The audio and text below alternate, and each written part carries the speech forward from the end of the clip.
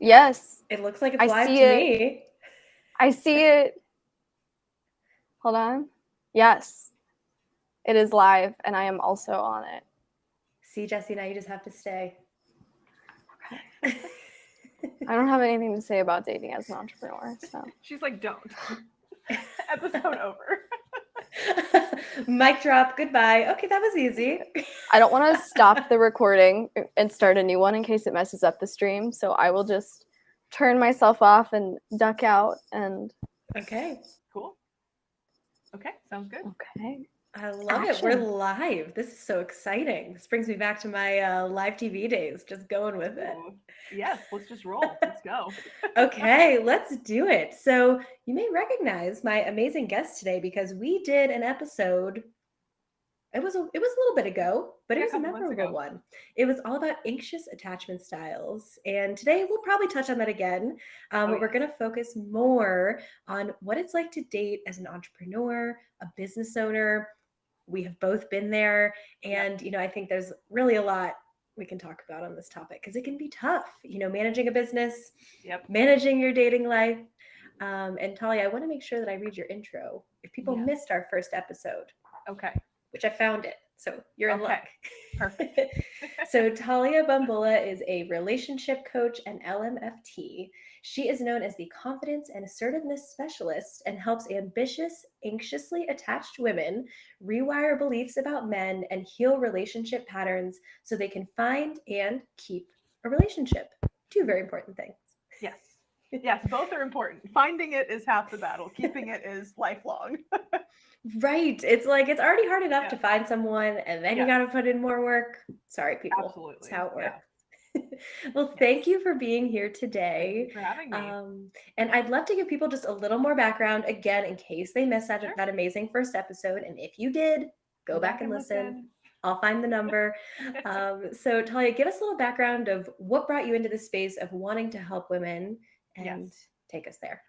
I think as I've listened to some other podcasts, most people in this space either had a very impactful personal experience or they talked to somebody who had an impactful personal experience with it. I happen to have both.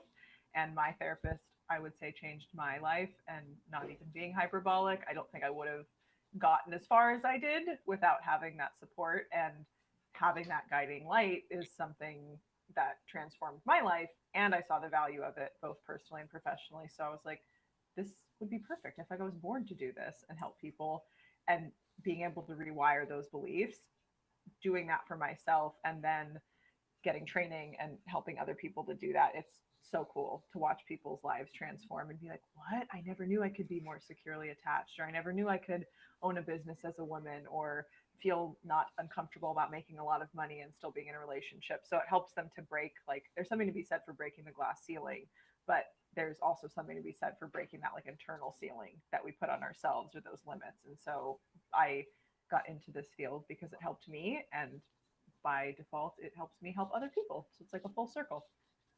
Right. And I think it's so cool because you're like, hey, I tried it first. And now I'm going to show you how to do it. Whereas in a lot of scenarios, you're like, well, you didn't really go through this process, so it's kind of hard to relate. So I'm sure the people that you work with really appreciate that. Yeah. And the opposite I've seen too sometimes with people who are like only doing coaching and they've not done like the therapy route and then added on coaching. It's like, well, this helped me, so I'm going to turn it into a business model. And part of me shies away from that because I'm like, no, like you have to have both. You have to have like, this is the advanced clinical training, thousands of hours of how it works in an evidence-based way. Then like 5% of it could be, and when I did it, this worked, so try it, right? Versus it being like, I'm going to base a whole model off of this. And I again, that having both is something that I like drawing on, because clients want something that actually works, not just one person's, testimony of, well, this is how I went from anxious to secure, and, try that out. I think it can be helpful, but having something that can be, like a resource, like a podcast or a book, or somebody who has a lot of, experience with it, I think really makes the difference, because they know what they're talking about. And same thing in business, right? If we're wanting to hire somebody who is an entrepreneurial coach or a business coach, I want somebody who's been through it and who has the training in it. So it helps for relatability. Right. Like imagine just hiring a business coach that has never had their own business, Right? that is just like, what? oh, I read a book once Yeah. and here we are. Like, Yeah. Or I opened my one business. And so it's like, no, I need both. I need both. Right. Yeah. And so, obviously you have had your own experiences in dating, which I'm sure that helps give you perspective. I've had mine. Yes. I'm kind of excited that we get to hopefully share some good stories, some horror I have stories so maybe. Oh, good. We're going to get some ghost stories today. This will be big great. time. Yes. Yes. And not like, paranormal ghost stories. That's coming for That Halloween, will, but That'll which I be really another mean that. episode. Yeah, that really I'm will very be excited another for that one. episode. Yeah. So Yeah. stay tuned. Halloween, we will be doing this again with Yes. actual ghost stories. Yes. So Paranormal. But this today will be other ghost stories or dating stories, especially again, like you were saying, as a female entrepreneur, I think it's not a niche, it's more common now, but it's definitely not something that I was raised learning how to do. I think I got maybe more feedback or relationship advice than most because I was more open with my parents, or I would go to them for things. But still, their dating advice, some of it's very antiquated. Like it's cute and it's effective if I was really only when I was back in dating, like meeting people in person, but they had no clue what the apps were like or websites, and neither did we when it was first starting out. So you're just kind of figuring it out as you go. And it was hard knowing what to put, right? Do I put that I'm this person who owns businesses and this and that? And I would put that, and then the kind of guys who would match, I'm like, well, this doesn't work. Or way before I ever owned that, I was like, who am I on these apps? Like, what am I trying to attract? What am I doing here? We're all just bumbling through life trying to figure it out. And I think too, seeing the progression of dating apps over time and the advice that was given, or do this or do that, or don't do this or don't do that, it's changed so much, right? It turned into like, just be cool and show this picture. Now it's don't show this picture. You're going to get a lot of feedback. If you're listening to this episode either live or in the future, you're going to get a ton of dating and relationship advice. My recommendation would be, if you don't want the person's life, then don't take their advice. Like if you look at their relationship or their dating history or what have you, and your goal is not to be single for 10 years and just dating, trying to figure it out, then maybe that's not the mentor for you. Doesn't mean they won't have some good advice, but I wouldn't follow it as like, okay, I have to do exactly these steps to get these results, because human beings are so nuanced. We won't really know if it's going to work for us until we try it, if we want to. Right. And it is funny because we all kind of just want that recipe where it's like, okay, steps 1 through 10. If I do these, I will find love, I'll get married, all the goals that I have. But unfortunately, it doesn't work that way, because like you said, it's different for everyone. Even if you find someone that you feel like you're so similar to and you do all the same things they did, it's just, we're all unique in our own way. So, I love what you said about finding someone though that you feel like you relate to, because that's always what I say about picking a matchmaker or picking a coach or a therapist. Find someone that you relate to, because the advice will be so much more meaningful. Oh yeah, they have. I think in some ways, and I go. I have this experience when I'm working with therapy clients, also not just coaching clients, that we don't often use as much self-disclosure in therapy. It's part of like the way that it works and the ethical code, etc. But when we do, it has to be for the client or in their best interest. And I recommend couching it as like, hey, if this is of any help, and then you can say a little bit, and if not, I'm like, and if not, throw it away and we move on. Like just popped in my mind, I thought it'd be helpful. And a lot of the times that's really when the bond happens, and they're like, oh my gosh, you mean I'm not the only one? I'm like, definitely not. Like even if it's just us two, you're not the only one, but I'm pretty sure you're not the only one going through this. And that is so healing and reparative. And it also helps to know and work with somebody who's been dating a lot. I dated for a very long time, and I'm so glad that I did. I'm so glad I didn't end up with a couple of other people that I could have or was very close to marrying, because that wouldn't have been a good fit. And I don't think I'd be the person I am sitting in front of you today had that been the path that I went down. But all the societal pressure of women should get married and have kids, and I'll by 30. And I'm like, I'm so glad I didn't do that. Nope, definitely not. That was not the path for me. No disrespect to anybody who chooses that. That just was not my thing. And so getting that advice felt like a timeline, like a prison that I was trying to fit into, because it wasn't for me. Right. And even as, I feel like we're at the place in society where women, well, I kind of have the Yeah. most, rights and things we can Yeah. do. And, maybe equal pay is really getting there and, all these good things. But then we still have this old school thing of this pressure of like, okay, you got to do it Yeah. all now. So you have to get married and have kids and have a job and run a Yeah. business and do everything.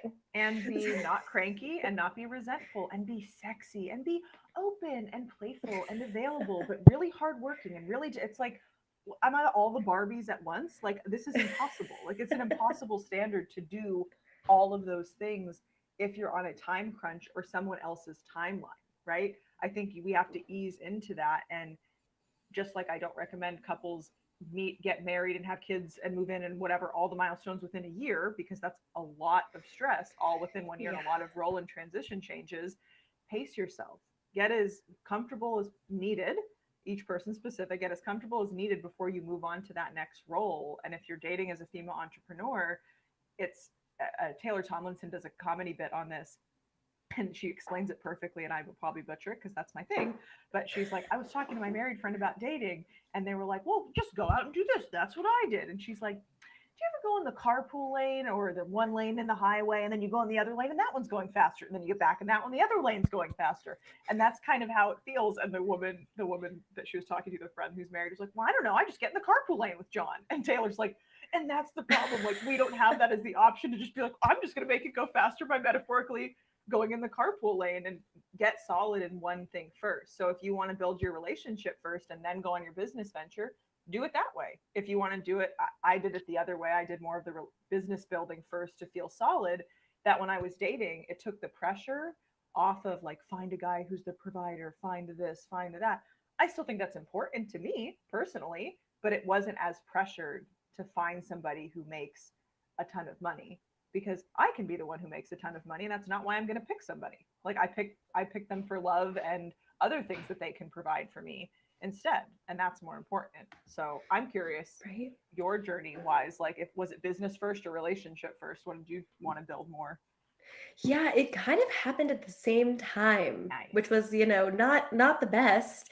But so I met my husband on a dating app, Mhm. and we, met, and I went on tons and tons of dates, and that's kind of where I was like, is there a better way for people to do this, and could I do something different? Yeah. And matchmaking was kind of in the back of my head as something I could create. But I started that, it was probably like 6 to 8 months after we had met. So, the relationship was still fairly new in my eyes, Sure. because we really took things slow. I was in no means like, Yeah. let's move fast. You're like, tick, tick, let's get this going. I was like, let's start the business, and maybe the relationship could take some time. Yeah, yes. But Definitely. I definitely, starting them both kind of at the same time, I always felt pulled in two directions. Like, I wouldn't really recommend doing that. If you have the ability to plan things out that way, which obviously we don't always in life. Very true. But yeah, it was definitely interesting because there were times where, I had a day job and I had my business. So I might be working 12, 14, even more hours a day. And then there's nothing left for anyone else, not friends, not family, not a even relationship, even us. Yeah. There's nothing. So, I mean, it definitely put a strain on our relationship, in various ways. And I think taking the leap to do this full time, I probably wouldn't have done if I didn't have that person saying, do it. Like, you're so good at this. Like, if shit hits the fan, like, we'll be okay because we do have both of us. So I think that was one of the good things. But, even so now, even now that my business is going and still growing like crazy, there are evenings where I'm like, okay, I got work stuff until late. So I think it's really just about communication, because as an entrepreneur, your hours could be anything, all over the place. That's such a good point. Being able to have the effective communication. And if you are doing, I kind of did both at the same time with one of my businesses. My other one was like pretty established. There may have been like some location changes or like specialization changes or what have you, like going from like group to solo or anything like that, or back to, opening a group again. I think part of it though is being able to find somebody who can go with you in the ebbs and flows and being with somebody who's understanding of being with an entrepreneur, because it is a completely different mindset. And there's no offense to this. There are obviously certain kinds of people with different traits. Some people prefer the containment of the 9 to 5 working for somebody else. And that also anxious attachment plays into that career wise, because I want somebody to be good and give me a raise and this and that. It manifests itself as like, well, I'm going to climb the ladder and I want to be good enough. And it does take a little bit of anxiety to motivate yourself in business if you're an entrepreneur, but it looks different and our hours are completely different. They're not as reliable, but they're also a lot more free and flexible because I make my own schedule. And if I want to work to that point, I would rather that. But if anybody else were telling me to work as much as I work, I don't think I would love it as much at different chapters. And so being with a partner who's understanding and you can communicate that to, and they don't take it poorly, or they're not like, you're always at work, you never have time for me, right? The absolutes that can't possibly exist. It's still empathizing. Wow, it sounds like you miss me, right? What's going on here? And if they don't take that well, then it's like, okay, I don't think we're going to be dating long term. If this is the reaction, it does take a specific kind of person, or if you're in a heterosexual relationship, it takes a specific kind of guy to be with a female entrepreneur who can have a lucrative business and then also a lucrative love life, and kind of be overflowing in both areas. Right. And it can be tough to have that balance. Like I don't always have that balance. I'll completely admit it. Like it's just not possible. And, I think the only thing that really saves my husband and I is we're always like, this is the time that's set aside specifically for us. And like, I am a weirdo and I put it in my calendar because that's just where everything has to live. If it's not on my calendar, I'm not going to remember to do it. That's where I'm at in the journey. And I'll like be, messaging with other people and they're like, oh, let's find a time to chat. And I'm like, if you don't send me a calendar link, it's not happening. Like, I'm not going back and forth in chat. It's just not going to happen. And I do the same thing. I'll put on like date night or this, or a reservation will pop up and I'm like, oh yay, we're going out to dinner on Friday. Like, exciting things like that, I think, make a big difference. And changing the mindset in the beginning, I actually wanted to ask you this because I don't know if you feel the same way, but in the beginning, I think I had my wires crossed of what a guy would be interested in and what they would separately like appreciate and like cheerlead, but it wouldn't be like the clincher for them. Like, they wouldn't go for me just because I was a CEO or just because I made whatever money I made. Like, that's not attractive to guys the same way it is to girls necessarily. So I had to kind of rewire even what I was putting on my app later on. And I think I shared last episode, I got to the point where I hired a matchmaker because, and I didn't end up using them because like the next day I met the one and I'm like, oh, okay, I didn't even need to find my husband. That's pretty cool. But it ended up working out inadvertently. So I had to modify though what I thought they were looking for, because I wanted that and I wanted somebody to pick me for those reasons. And then I realized like that was like the final step of me healing the anxious attachment on my own, was like, oh, but that just has to be good enough for me. Like, they don't really have to pick me for that reason. So I don't know if you relate to that at all. Right. I mean, I definitely do, because I see it a lot with women who come to me. Like, I notice it is more successful women, C-suite executives, entrepreneurs, business owners that do reach out to matchmakers, because it can be tougher when you're online, because there are a lot of men who are not secure at themselves and might say, ooh, well, I'm not at that level yet. So, I can't be with a woman who is. Right. And, those are just not the right men for you, obviously. But, it is harder, I think, on dating apps because, it's easier for anyone to make a dating app profile. True.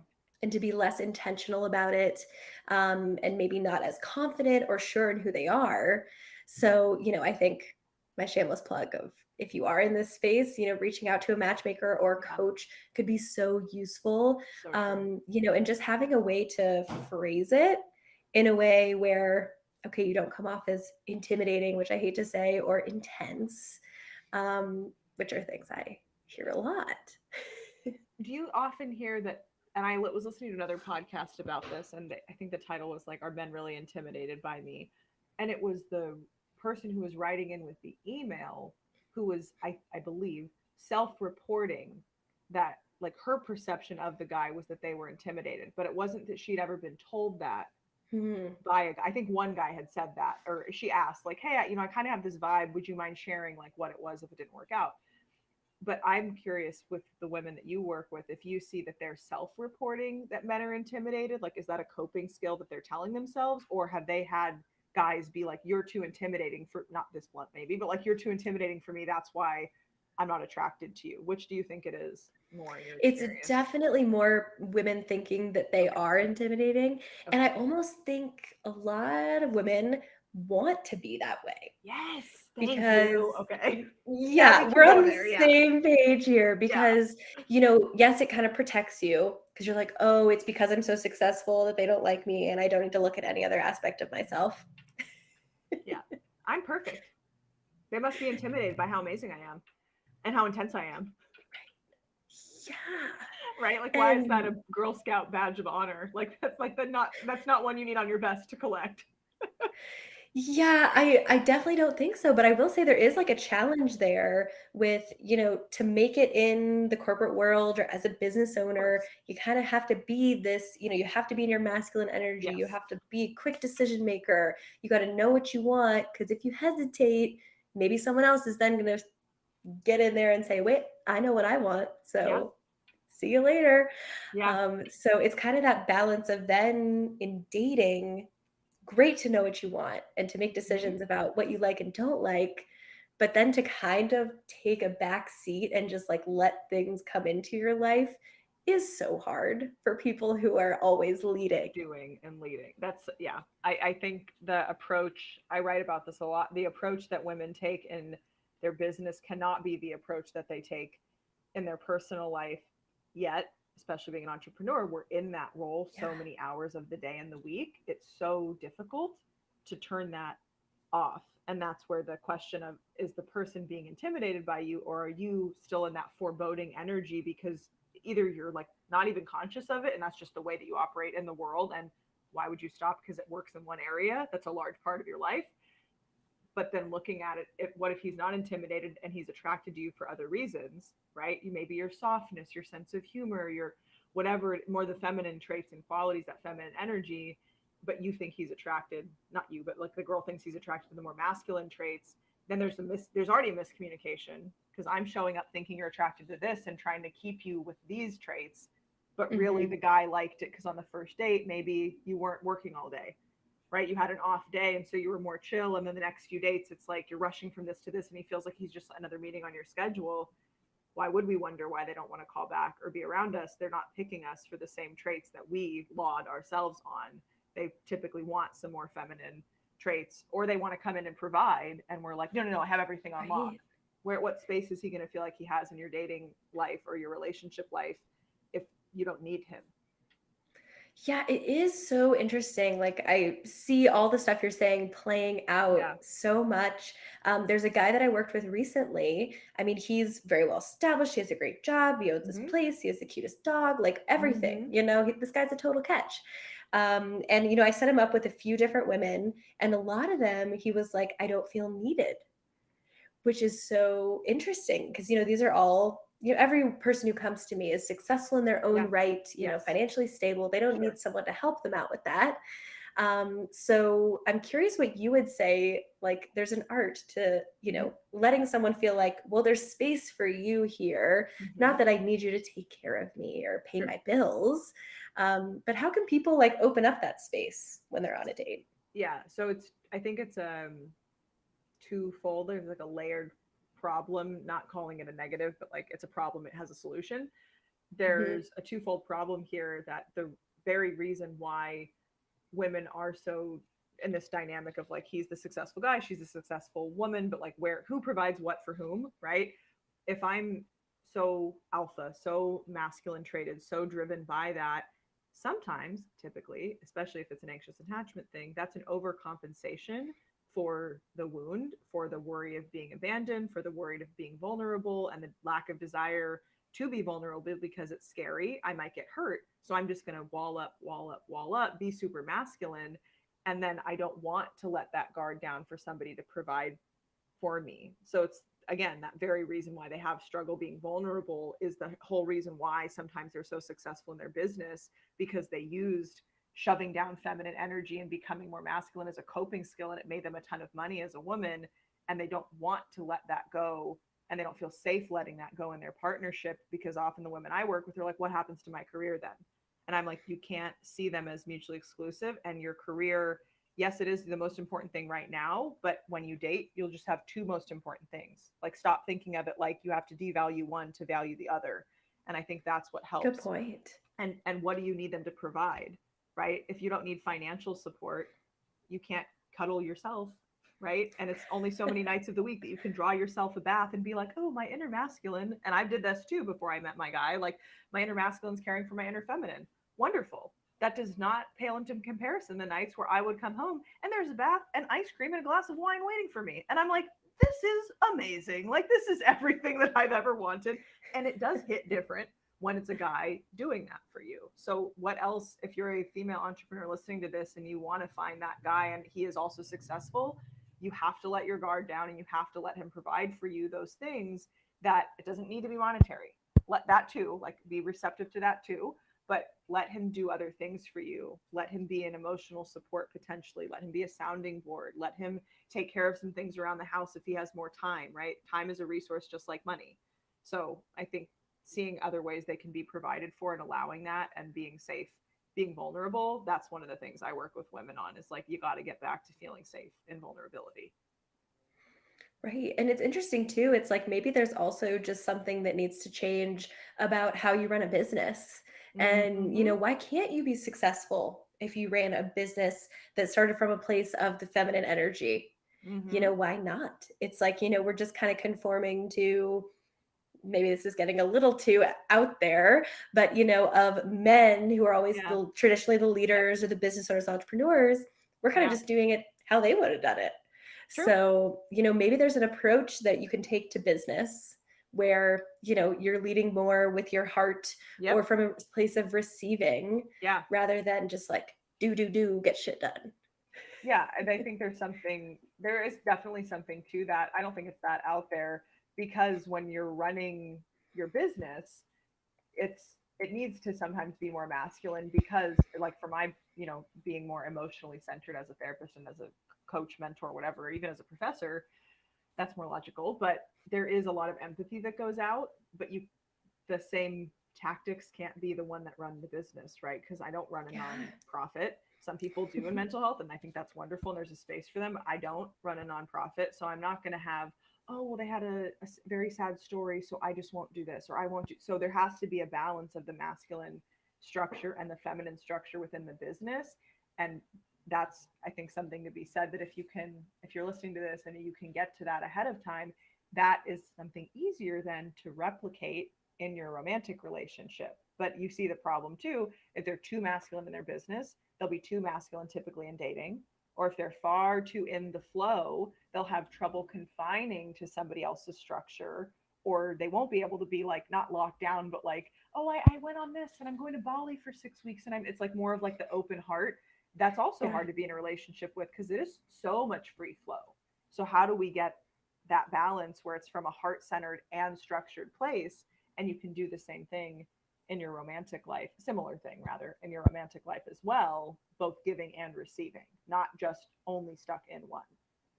Right. And I think that's such an important point to make too, that it's not like, oh, the man always has to be in the masculine and the women always has to be in the feminine. Fluidity. Yeah. I mean, even in my own relationship, there are things where it's like one of us will be doing the planning, one of us will be go with the flow. Yes. You know, I think having that balance is almost more important. So yes, you can have it all. Yes, you can have it all by realizing you're not the one who has to do it all.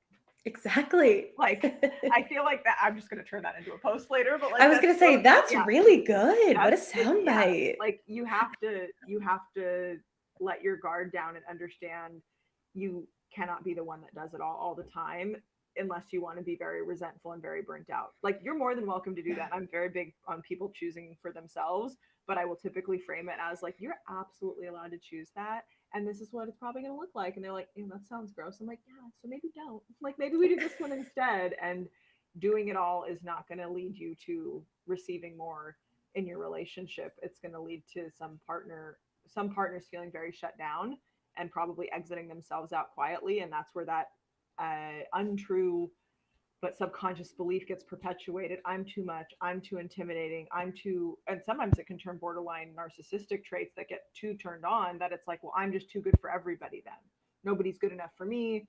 I'm too successful, I'm too this, I'm too that. And I mean, I struggled with that too, and I worked on it in therapy and my own mentorship, not to such an extreme level, but it got to the point in the dating pool at the age that I was at and looking at everything else, I actually had data to show when I put my matches to a certain thing, there was like 2.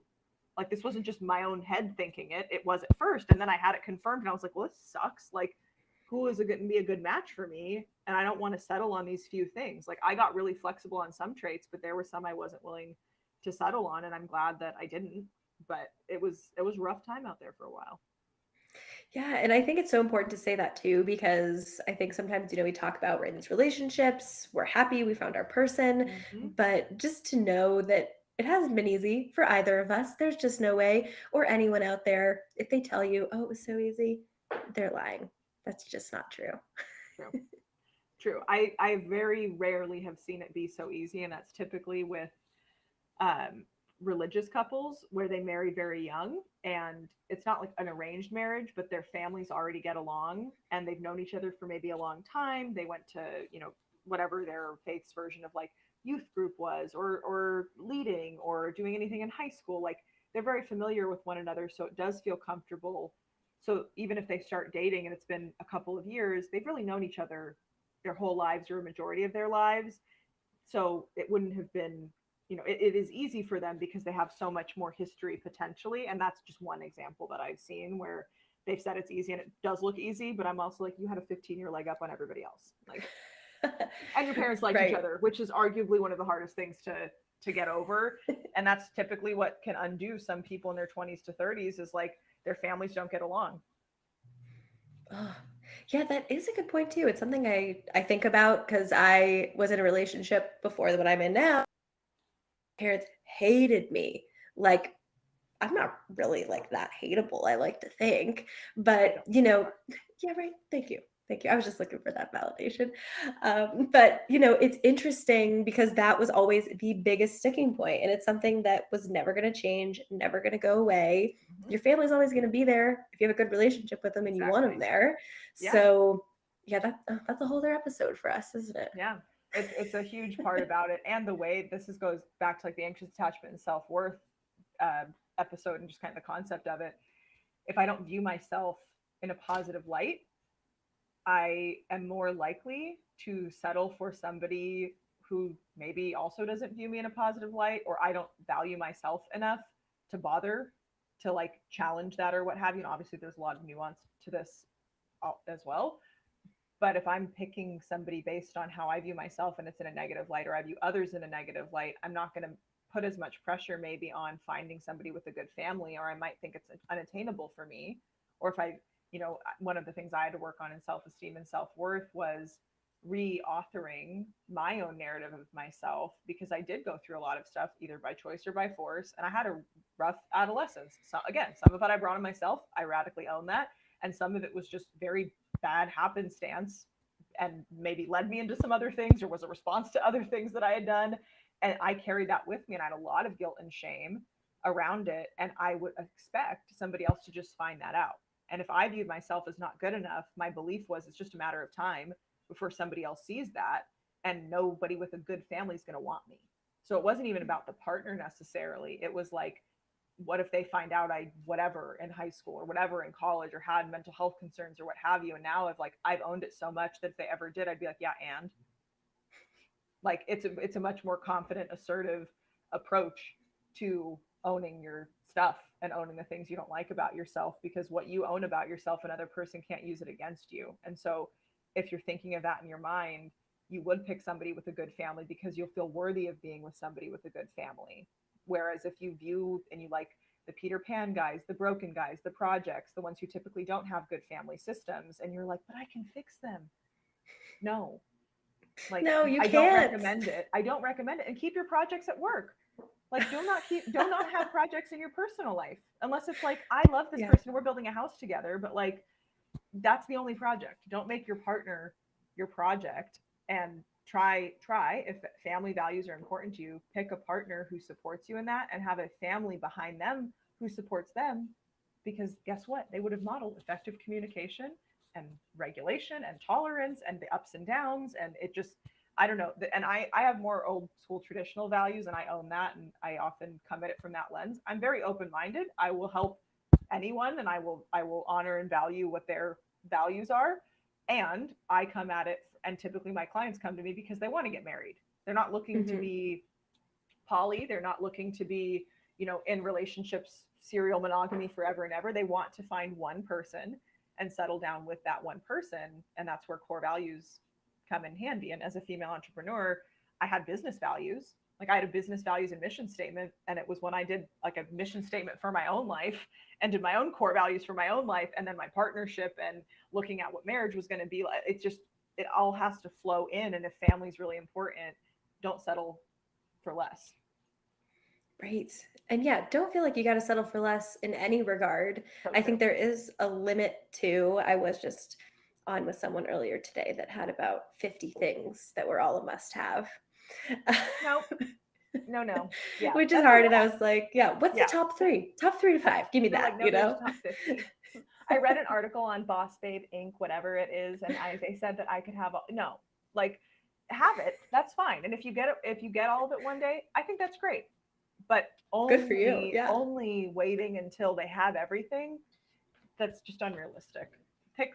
Make sure you pick the person that doesn't have what you don't want. Like at a minimum, they cannot have any of your deal breakers. Oh, I would hope so. A bonus, right? Yeah. But so many people are like, oh, well, they this and they that. And then as you get older and a little more desperate or feel the pressure of society, what have you, that washes over you, it's like, well, he only has one felony. He only has one baby mama. So it's not the worst. He only hates one parent. It's like, no, let's not go to that land. Let's keep the standards and values high, and then everything else will fall into place, as I like to say. Exactly. And I love what you said too. I just want to emphasize of owning your challenges or your quote unquote flaws, we could say, so no one can use those against you. I think that is amazing. You've had some great sound bites today. Little clips. Thank you. We got to cut out. And I love that we're live. I kind of forgot. So yeah, I did too. And I want to make sure, Talia, that everyone knows where to reach out to you. I know you have a new program you just launched too. Yes. So can you give us all of the shameless plugs right now? Yes. So my main source that I connect to people on is Instagram, and it's my first and last name, Talia Bombola, spelled out. I'm sure we can put a link in. My coaching website's the same. My therapy website for only California residents is therapywithtalia.com. And I have the Couples Guide podcast. I do that with my co-host. And then I have my Instagram Live podcast. And the class that I just launched is the Insight Masterclass. And it basically takes you through all the fundamental learning that you'll need to go on like your own self-inventory journey and figure out what kind of partner you would like to be with, what kind of partner you are, how to communicate your needs, how to coach yourself down if you have anxious attachment. It's basically like what you would essentially accomplish in a couple of years of therapy. Obviously, there's caveats and nuances to that, disclaimer or whatever, but in about like however long you want to take the master class in. But I figured that information should be available to everyone. And from a research-based, evidence-based perspective, not just like we talked about in the beginning, well, this one thing happened to me, so here it helps. It's like, here's actual data and decades of research that prove why this is helpful, and here's how to do it. Go. Sold. That's all people need to know. I mean, come on. We'll make sure to put all the links in the live stream once this is over. So we have that. We'll put it in the show notes if you're listening to the audio version. Yeah. And if you are listening to the audio version, you better go check us out on YouTube because we got a great video. You can see our beautiful faces, see us laugh, put a face to a name, whatever you want to do. So Talia, any final words of wisdom? Dating advice we didn't get to touch on before I let you go? Dating advice we didn't get to touch on for female entrepreneurs. We've talked about a lot today. This might trigger some people, and if it does, good. You're not always right. And the way that you do things is not always the best way to do things. So be a bit more flexible and a bit less rigid and watch your life change. That would be my advice. I like it. And surround yourself with people who are smarter and know more than you. That's how I do it. Yes. If you would like their life, then ask them how they did it. Perfect. Well, thank you so much for joining me again. Everyone stay tuned for Halloween. Yes. We'll be back. for a special episode. Awesome. And you guys will learn a secret about me, so that's cool. Oh yeah, that's the old, hey, big tease there to Halloween. Yes. We'll see you soon. Okay. I don't know if Jesse's listening to us, but you could stop the recording.